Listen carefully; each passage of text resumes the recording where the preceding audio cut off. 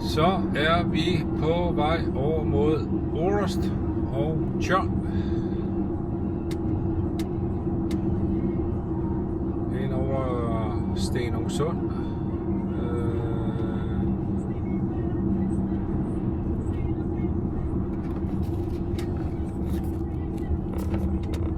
Et pragtfuldt skønt sted. Kan ses hernede til siden. Og til den anden side her også.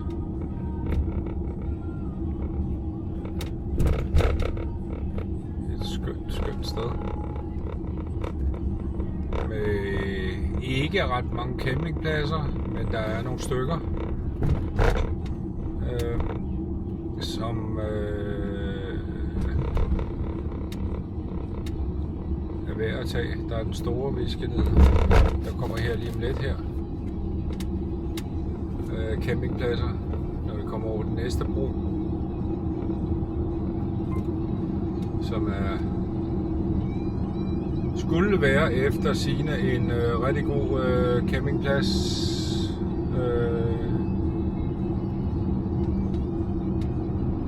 Og ellers så er der nogle andre steder rundt omkring. Det er jo ikke de færreste af dem er på standard med det vi har i Danmark efterhånden, de der 5-stjernede campingpladser. Men hvis man ikke skal have alle de ting og sager, så er der altså nogle campingpladser i det her område, og Stenungsund er faktisk en ret hyggelig by at gå lidt rundt i, og især nede ved havnefronten og sidde og have en frokost og nyde livet i.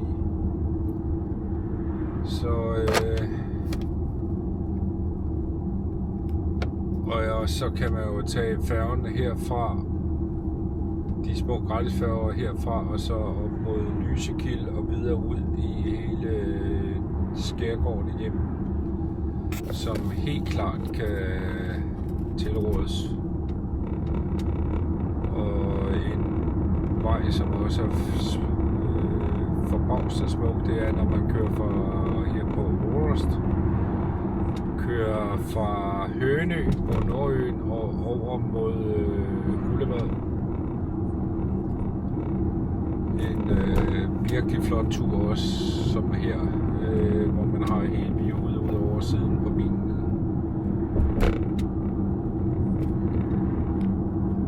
Vi kommer op på nu den her bro her.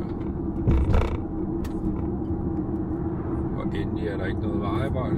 Det har været de sidste par gange, jeg har været heroppe over.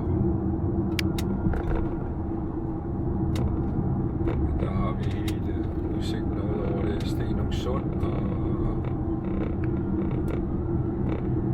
området her.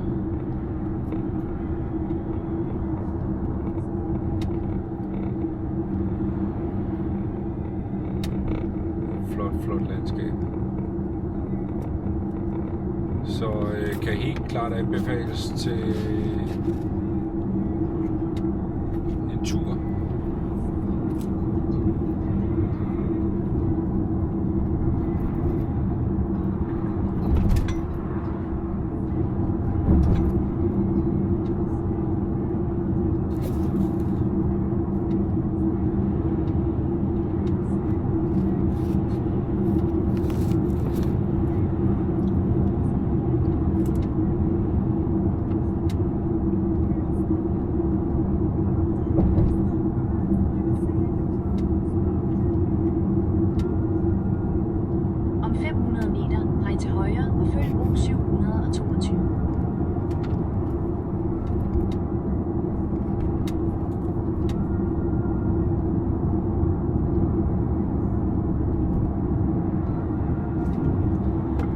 Til højre og følg O722, og derefter drej til venstre og følg L.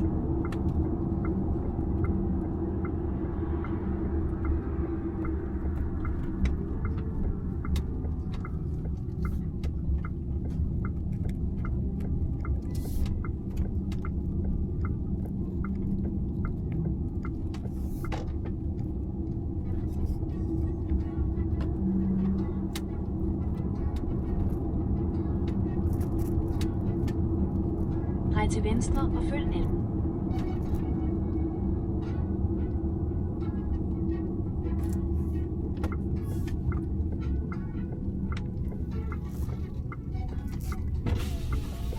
600 meter, hold til venstre.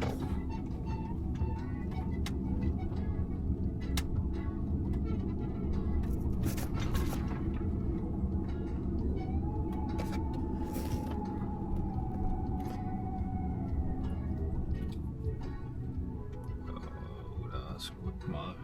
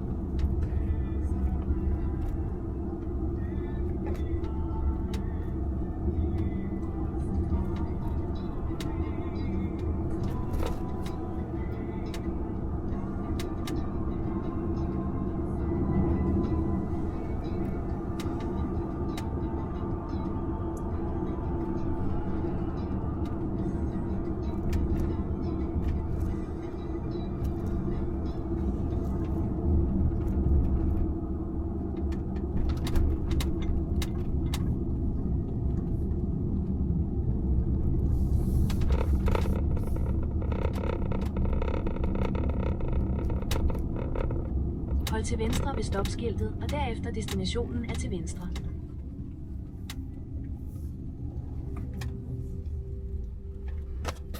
En lille aftensvideo fra mit overnatningssted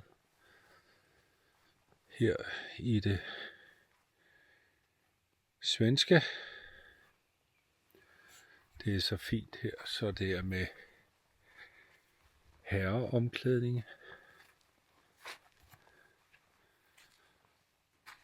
og dameomklædning.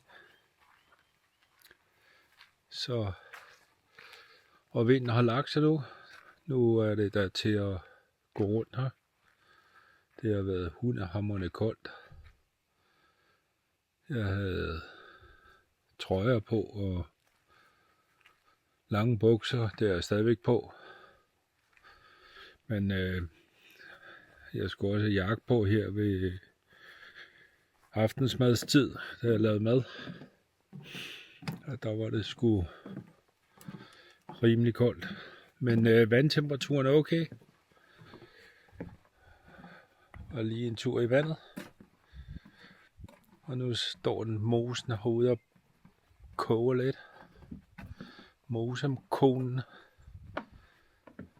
Men det er mit lille spot for i nat.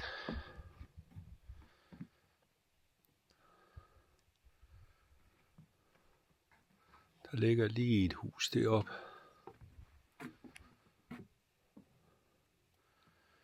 Så jeg tror faktisk, at jeg bliver her i morgen også.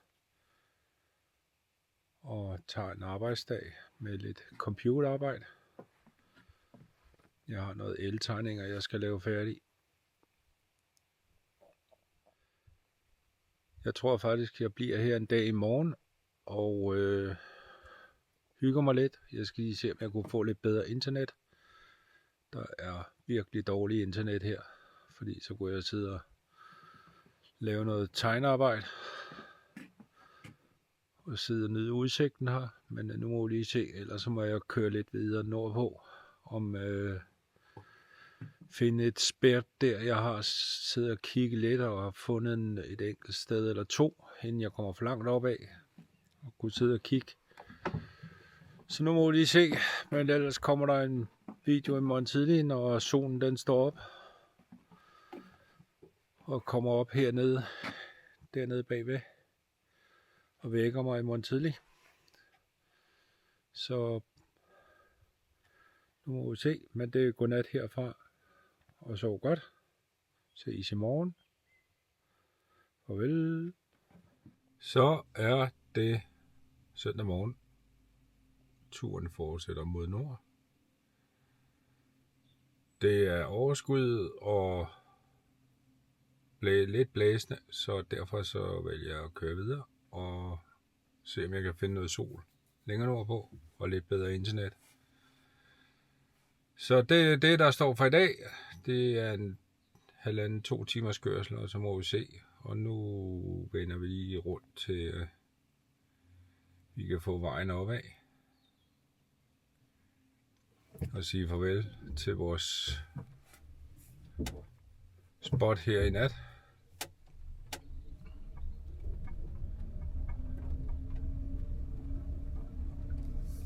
Fortsæt lige ud. At det er faktisk ikke så dårligt, det her område her.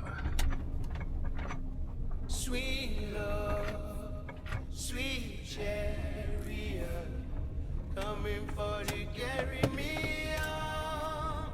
Sweet love, sweet chariot, coming for to carry me on. Sweet love, Om 300 meter, drej til venstre. coming for to carry me on. Sweet love, sweet chariot, coming for to carry me on. I looked over Jordan, what do I see? Coming for to carry me on. The band of angels coming after me, coming for to carry me on. Sweet love, sweet chariot, coming for to carry me on. Sweet love, sweet chariot, coming for to carry me on.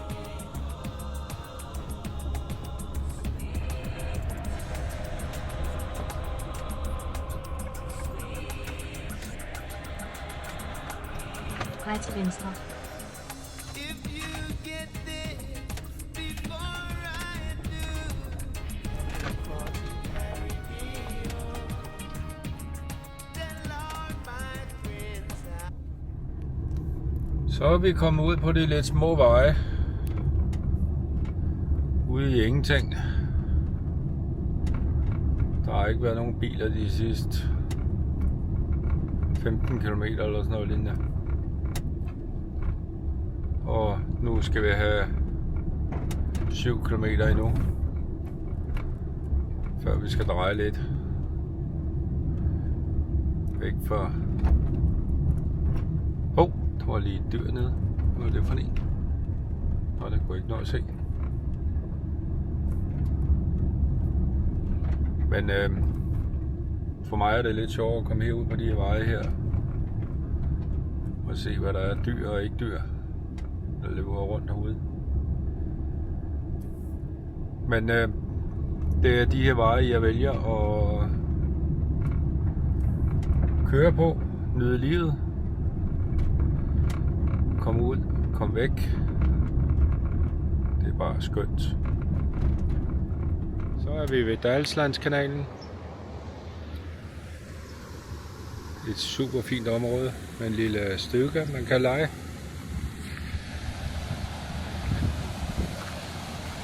De gamle sluser.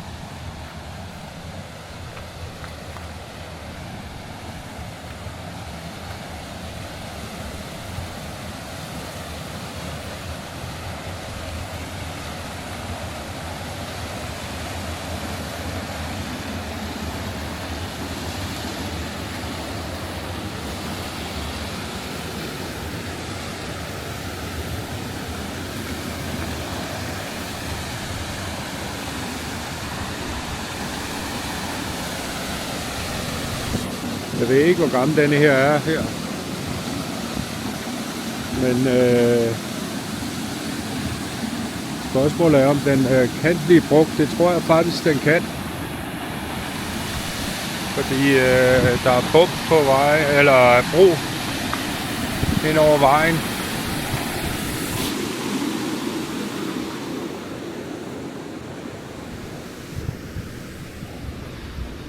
Og et fint sted her.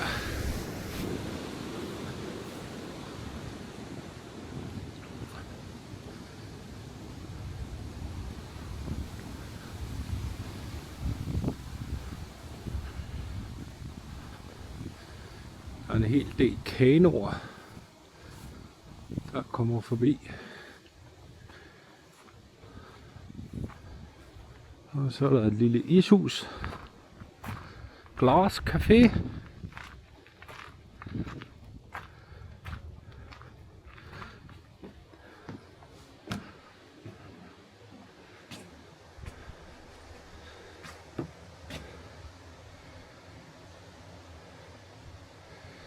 Og der er kort.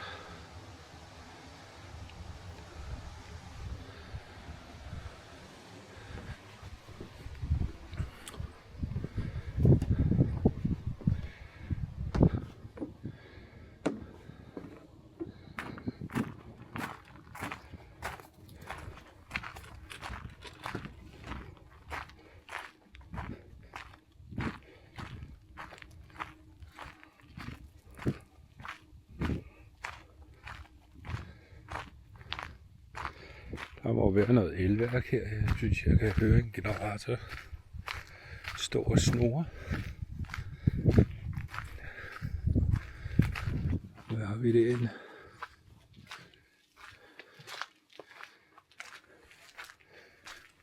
Det er noget bådværft, gammel bådværft eller et eller andet. Der ligger derinde.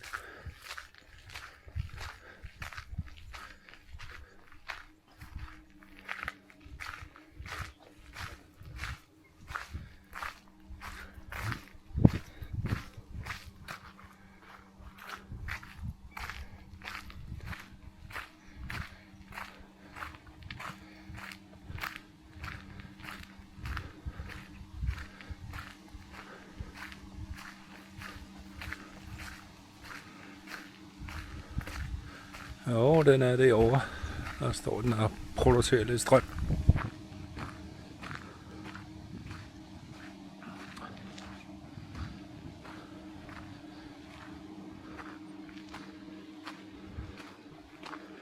Jeg ved ikke, om man kan komme derned og kigge.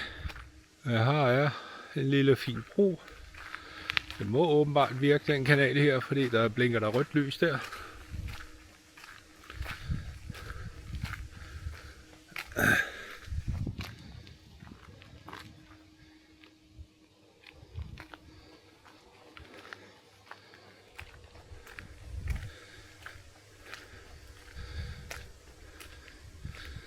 Og så kan man gå derover og sætte kanoer i.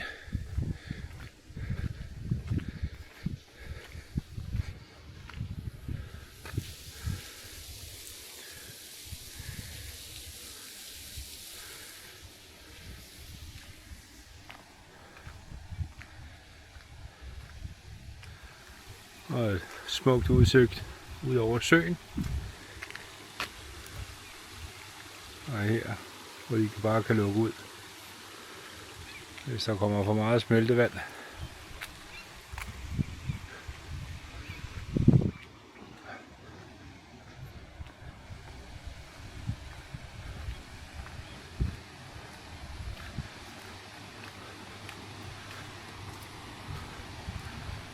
Og så er der ned til lidt turbiner. Jeg tror ikke rigtig, man kan komme derind.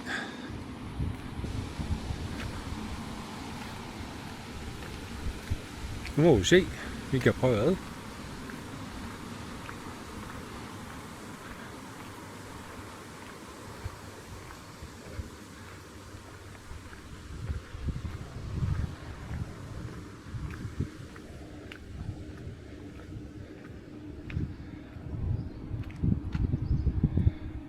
Så er der lige lidt vandrør.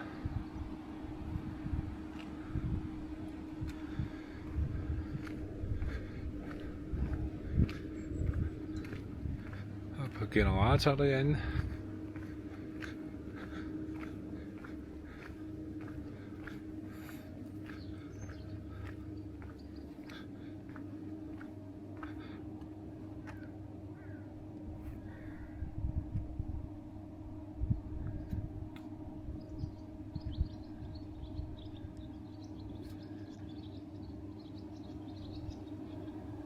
Jeg ved ikke, om man kan se det.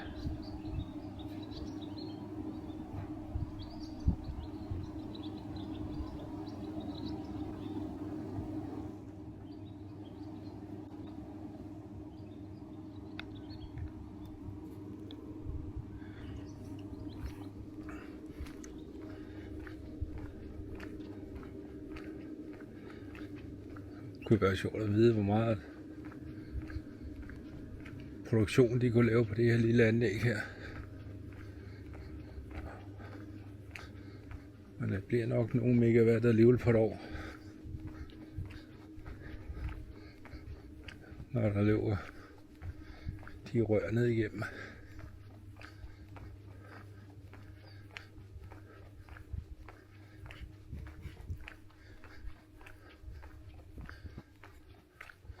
Nej, der er lukket dernede.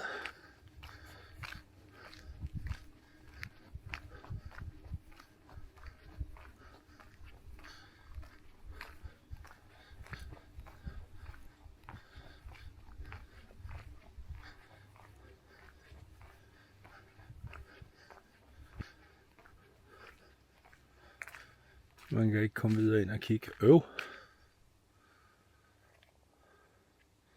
Men det er et fint sted. Så står der lige en fin ørn her.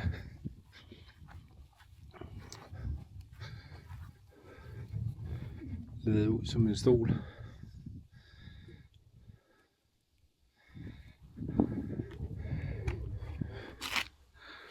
Den er godt nok fed. Den er godt nok fed at sidde i. Det kan jeg godt lide at overkomme og sidde i denne stol her. Helt burde vi have derhjemme. Der er altså åbenbart også et eller andet derinde bagved. Lige derinde bagved. Der er også et eller andet, der må vi nok helt over og kigge. Og løber nogle kubikmeter vand igennem. Med den strøm her.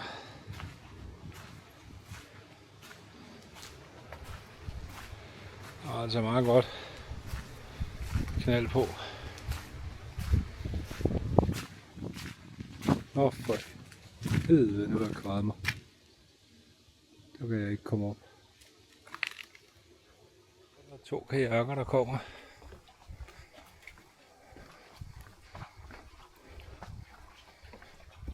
Der er på noget langturhop. Så hej!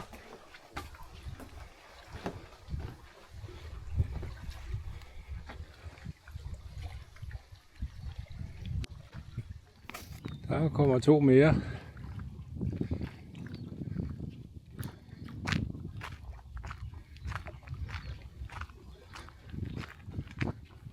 Og så er der lige fint autocamperplads her.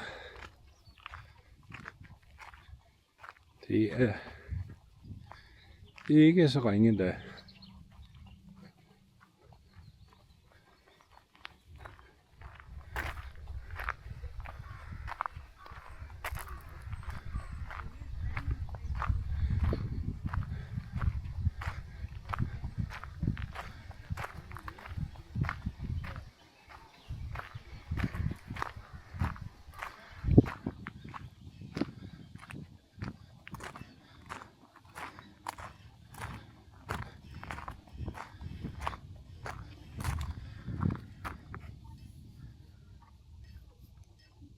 Hvis man skal helt herud med kanoen, så er det da ikke den allerfedeste vej at skal rulle en kano afsted med fuld oppakning eller en kajak. Nu skal jeg lige over og se, hvor de andre 4 kajakker går op. Fordi det her, det er da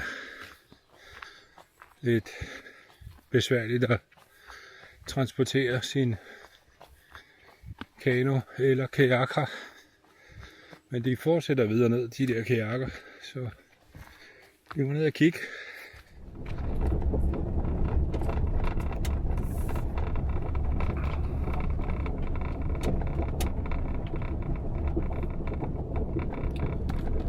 Så er vi skulle komme lidt ud i skovene.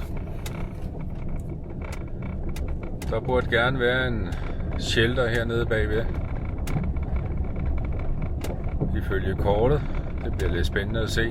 Det er kedelig vej at bakke ud. Hvis man ikke lige kan vende. Så jeg krydser fingre.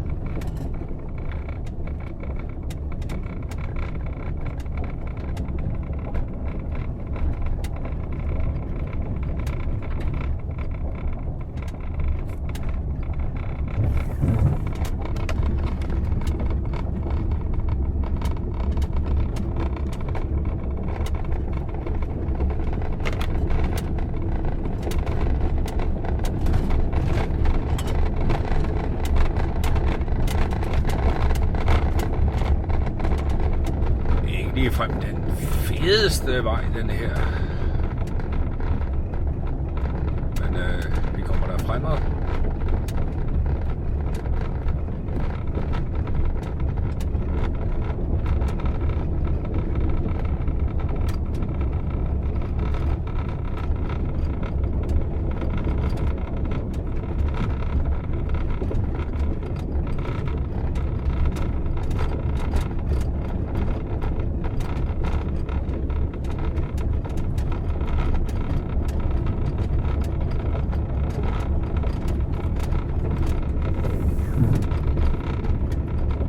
Men der må der komme nogle biler herudaf, for der går ikke græs ude i siderne, kun i midten.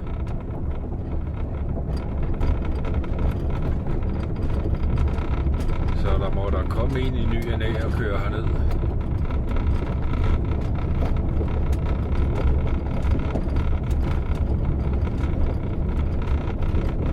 Om 200 meter, drej til venstre.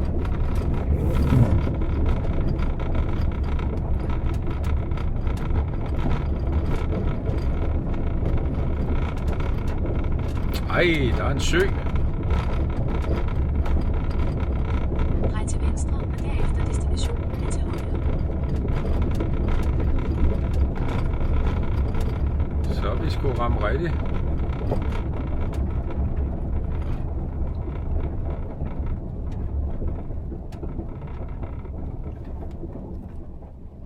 Så er det. Ej, det bliver bare her. Jeg tror, jeg holder.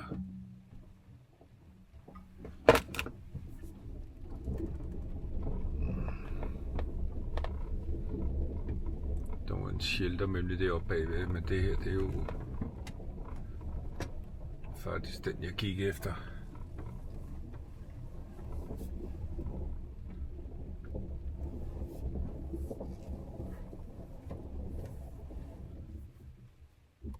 Der sidder nogle og hygger, så fisker derude.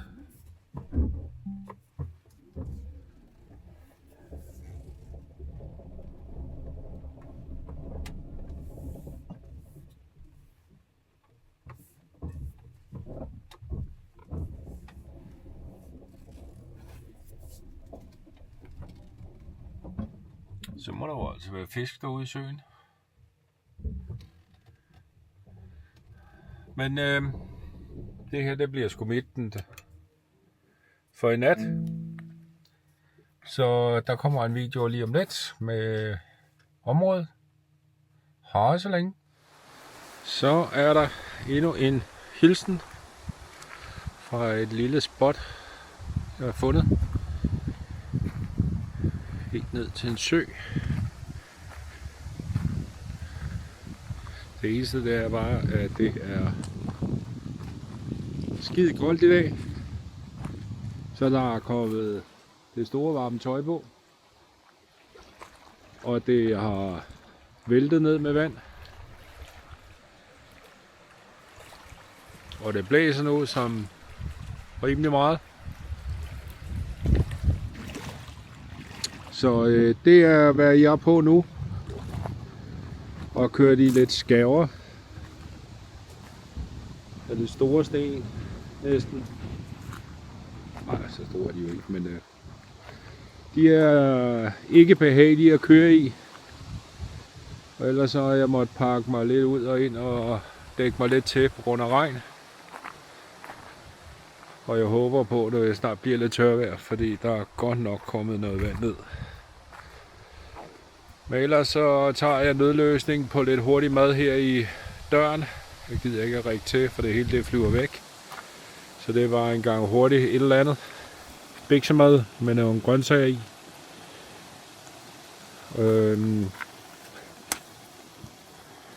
Så det er det, den står på i dag som en nødløsning. Det er meget rart at have lidt nødmad med. Og ikke skal række bord til at stå og lave mad.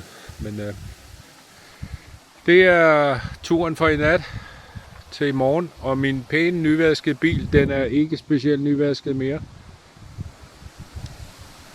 Det var den i morges. Men nu er det altså ikke nyvasket mere. Ellers er det et fint område. Det kan jeg ikke klage over. Dejlig godt internet, en god lang vej. Der er 4 km på sådan en gang sten her heroppe af. Men okay at køre på, udover at det bare rumler og skrumler og skramler i bilen. Så må jeg sige, at så er det altså fint nok. Nu tror jeg lige, jeg skal slukke min mad. Den ikke brænder på. Jeg ser vi lige, hvis det er sol og vind og vejr, for dem der skal køre lidt i det boss. Hvordan jeg har indrettet mig. Nu er planen jo, at jeg skal køre 2 måneder, eller 2,5 eller 3 måneder. Hen imod hjemtur forventer jeg at blive omkring september måned. Hvis vind og vejr er tid. Jeg gider altså ikke at sidde i 10 graders frost dag efter dag og blæs og regn. Så bliver det ikke så lang tur, men nu må vi se, hvad vejrguderne giver os, når vi kommer længere nordpå. Vi er ikke end 11 grader nu, og god vind. Men vi ser i morgen tidlig. Ha' en god aften.